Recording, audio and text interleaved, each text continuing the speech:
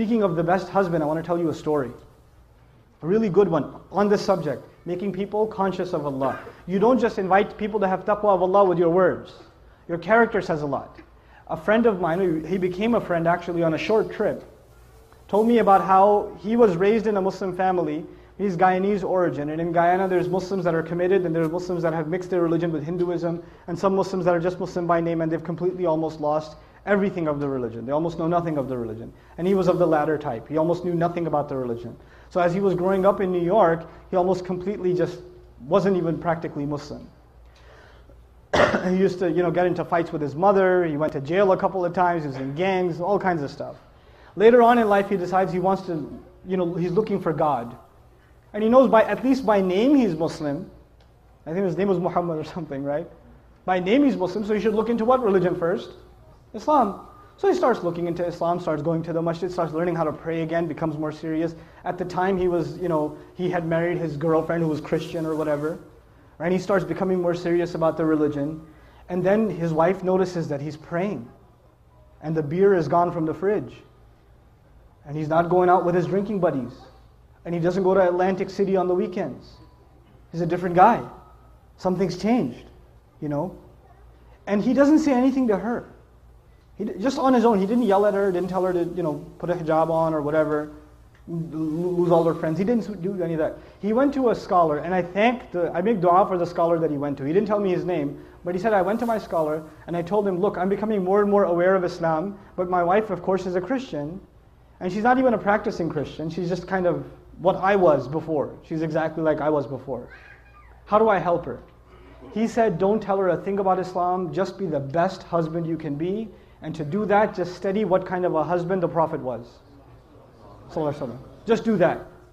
Don't worry about what you need to tell her. Worry about being the best possible husband, and that is the sunnah of the Messenger. The Messenger would buy his wife gifts. The Messenger would joke with his wife. The Messenger would spend time with the mother of the believers. The Messenger would praise and compliment the mother of the believers. I'm mentioning that on purpose, guys. He would compliment them. You guys eat the first morsel of food in iftar, like, And the wife says, what? You go, nothing. Right? You drink, some of the desis here drink the first little sip of lassi. Look, I know the economy's bad, but are we really that short on sugar? Or, Very painful for you to say a compliment. I understand, especially for those of you that come from my original country, Pakistan. For you to give a compliment to your wife can cause an ulcer. So I understand, but it's a sunnah, guys. Good food. That's amazing. And our wives, the sisters are so used to hearing nasty things from us, then when we say nice things, they get freaked out. Like if the husband just says, you look really nice today. She goes, what do you want? Like, she gets worried, like he's up to, we got to fix that. That's a problem. It can't be healthy. So he starts doing these things with his wife. And in the beginning, he used to argue with her sometimes about Islam and tell her how Christianity doesn't make sense. How can 3 be 1 and 1 be 3? All those kinds of arguments, you've heard them before, right?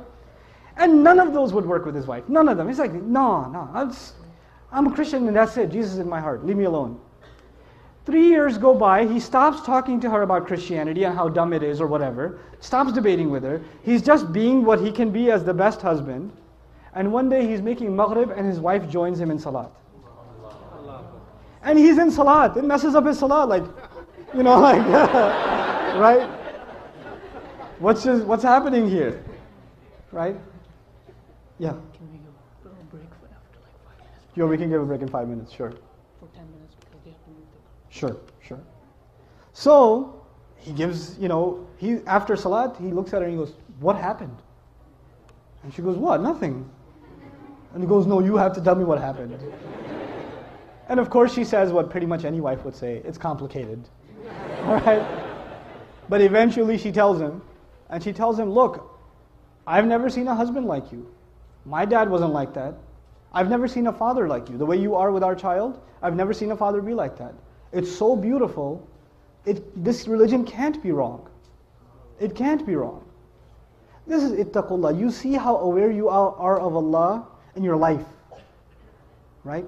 It's not how many ayat you've memorized, how many ahadith you know, how much knowledge you can spit out at someone, how many quotes from scholars you can deliver. It's not about that. How are you living your life? People can see that. You're calling people to the taqwa of Allah. حَقَّ تُقَاتِهِ وَلَا تَمُوتُنَّ إِلَّا وَأَنْتُمْ مُسْلِمُونَ. And that's the next